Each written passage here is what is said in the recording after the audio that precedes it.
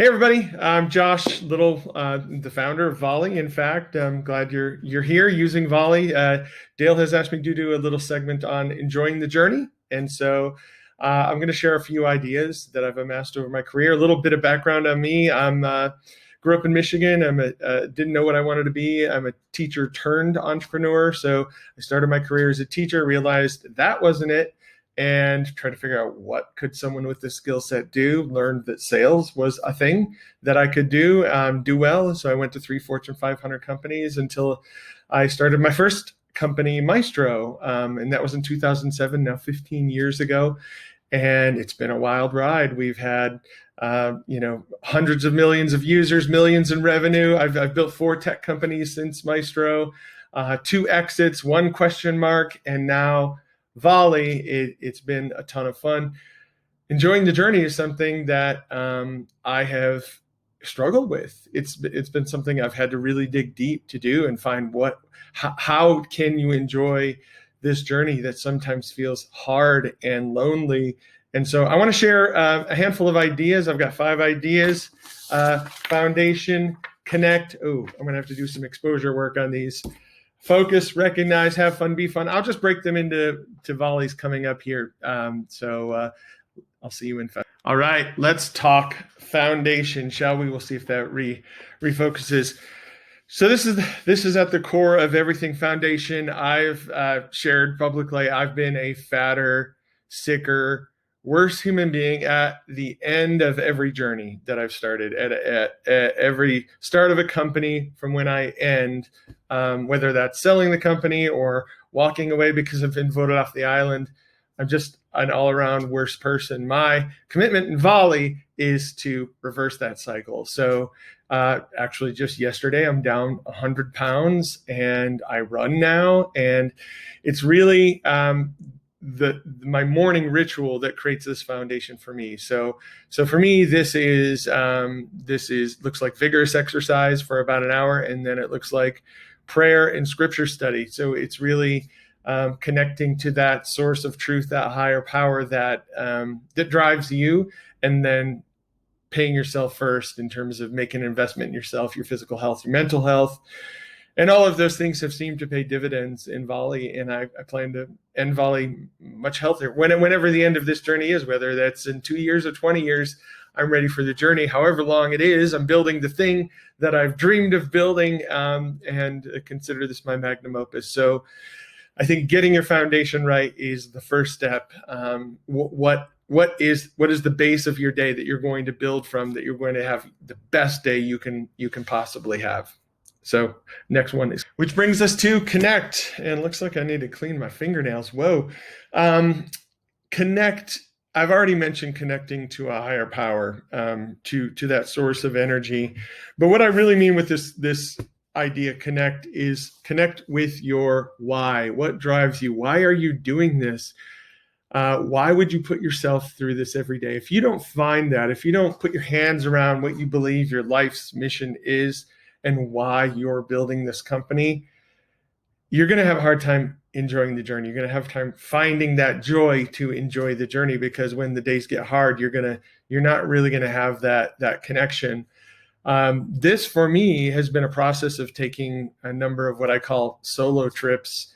Some people call them vision quests. Some people call them different things, but I basically just go off into the wilderness by myself, with the fewest resources. And this isn't like Survivor Man or Alone or anything. I like drive my Jeep or my truck, and I just basically live out of my truck. I hike, I fast, I eat, I take a notebook, I disconnect from all technology, and I just ask big questions, and I pray, and I'm kind of in a constant meditation the whole time. It was one of these trips that I learned that my why is to make beautiful things. That's why I'm here. That's what drives me. That's the theme throughout my life.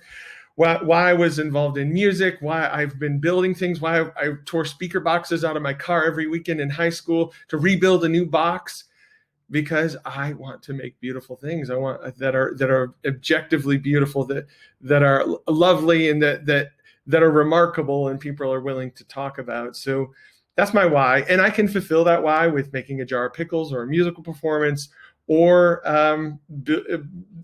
building a piece of furniture, but it's building a tech company that is the most taxing creative endeavor. And so that's my why. This is my workout. This is to challenge me as a creative, and that's mine. But I would encourage you to find your why, because that is what is going to connect you to that joy that you find from this. So this spreadsheet that I just have behind me in this Volley screen, that I just built this beautiful financial model based on user metrics that I'm seeing, so we can calculate our AWS cost per weekly active user.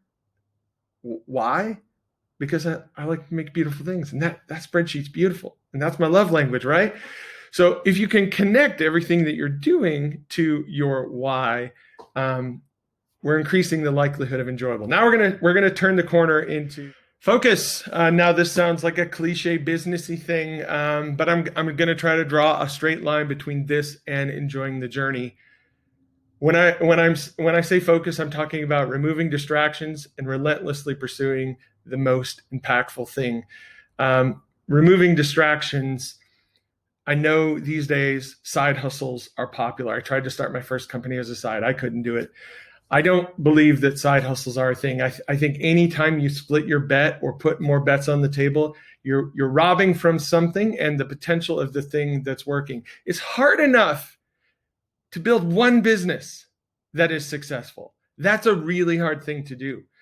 Most people that try fail, and therefore adding more distractions to that side hustle, side bets, is just going to limit the focus. So when I say remove distractions, I'm saying pick something worth doing that you really, really want to do, and just do that with everything you have. Remove distractions and just focus on that one thing. And then when you're on that thing, relentlessly pursue the most impactful thing, which is a really hard thing to do, even if you are trying to do it, because it's elusive. What is the most impactful thing?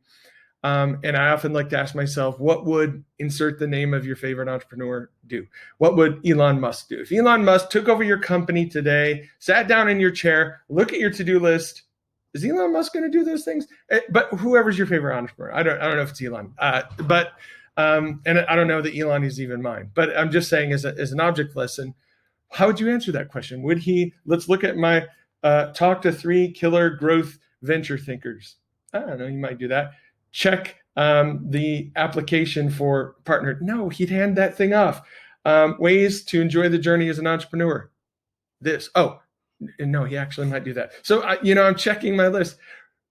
But all of this to say, relentlessly pursue the most impactful thing with the minimal distractions. When you do that, you have the greatest likelihood of success. And when you have that greatest likelihood of success and focus and deep work, that is when the magic happens. That's when the reward comes. That's when the enjoyment comes, because you'll actually be making progress on the most important thing in your life, which is a really hard thing to do. And making progress is what you need to see in order to gain that joy and that satisfaction and feel like this journey is worth continuing.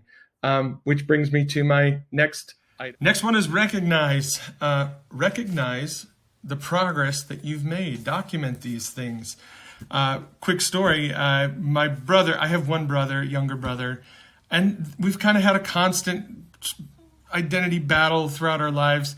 And he's criticized me as like giving up my family for my career. And he feels like he's the family man and he chose the honorable path. And we were at my house one day, and I was looking up a picture. I don't know what the picture was, but it was somewhere in the year 2007 when I first started Maestro. And I keep all my photos in Photos on my Mac.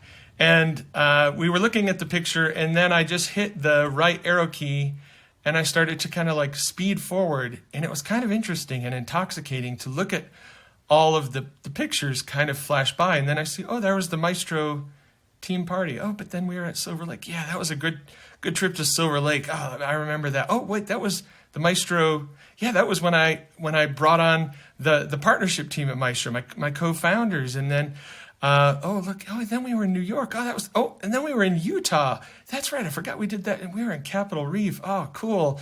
And then there was like the check of Maestro. It's not going to happen like that, but we sat there for a few minutes and we saw like my first check at Maestro. We saw a ribbon cutting. We saw this. And it occurred to me and him at the same time that while I've been doing all of these things for my career, we've been playing hard as well. We've been getting after it as a family. And look at all of those rich experiences during this time that I've been like giving up my life to my career, my family to my career. So I would say recognize on both sides, recognize the progress you're making in your life, in your family, what you're trying to build outside work as well as work. Every company I've built now, we get 2 or 3 years in and we're like, dang it, we should have took more pictures. We should have made more video in the early days. We should have documented these things. The beauty with Volley is we have a channel that we just like send volleys to and pictures to that it's called Moments to Remember. And so we're just kind of documenting these things on the way, which is great. And now we have them to look at. And we've done a year in review. And we've done this with the team now for the 1 year that we've had a team. But we'll continue to do this tradition. These are the things that help you recognize and remember the progress you made. And it's the last year when we were looking at the beginning of the year at Volley, we hadn't even launched yet. We weren't even public yet. Whoa, we didn't even have an Android app. That's right. That was just this year, right? Those sorts of things start to help you recognize all of the progress you've made, which is the satisfaction of the journey, especially if your goal, your life's mission is to make beautiful things. So hopefully that's helpful. One more here. Last one. I'll try to unpack it as best as I can. Have fun, be fun. I've worked with an executive coach for a number of years. Her name's Suzanne Forrester. She says often, no one's coming. Meaning, it's all you, man, which is scary when you're not sure what to do. But it's also empowering because I can do this. I can put my arms around it. I can figure this out, right? And it's a good realization that no one's going to jump in and figure this out. It really needs to be. And one of those things that needs to be figured out is, where is our source of energy? Where is our source of fun? And I will say, as leaders, it has to be us. If we are not willing to have fun and be fun, we cannot expect a culture that has and a team that has fun and is fun, and creates any ride worth enjoying, right? So the energy has to come from us. And this is a hard thing for leaders, especially certain people that's like a huge switch you got to flip, right? To get to that place. But when you bring that energy, it's intoxicating, and others are licensed to be able to, and I'm not just talking about like the yuck, crazy kind of fun. I'm talking about this journey is exciting. We're having a blast. We've got crazy rituals, and we're not too serious about any of this to like poke fun at each other and create, traditions and create family, right? So I have 3 stories of companies that have gone like this until I leave. And is it some Josh magic? No, and they recover eventually, but there's always a big dip. And I point to this as being one of those things that when you take that, part of the founder magic is this ability to bring the energy, to bring the excitement, to bring the hope, to bring the vision of this journey, and to bring the fun. And if I don't do that, it seems everyone else sort of follows. So as a leader, you need to have fun, you need to be fun. And when you do, you will have fun and you will enjoy the journey a lot more than if you're expecting others to. So that's it. I'm sure there's a bunch of ideas that I haven't shared. I'm sure you have a bunch of ideas or questions. If you have them, I'd love to hear them. I'd love to chat. I'll stay in this channel for a while and love to hear your thoughts.